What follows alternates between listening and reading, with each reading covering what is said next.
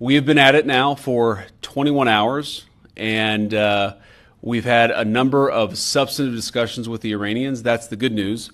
The bad news is that we have not reached an agreement, and I think that's bad news for Iran much more than it's bad news for the United States of America. So we go back to the United States having not come to an agreement. We've made very clear what our red lines are, what things we're willing to accommodate them on, and what things we're not willing to accommodate them on. And we've made that as clear as we possibly could, and they have chosen not to accept our terms.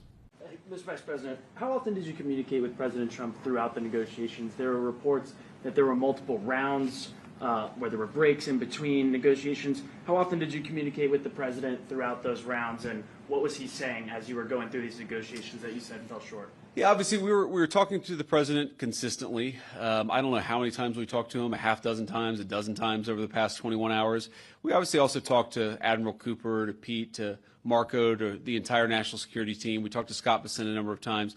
So look, we were constantly in communication with the team because we were negotiating in good faith.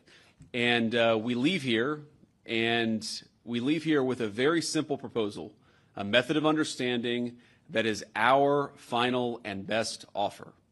We'll see if the Iranians accept it. Thank you.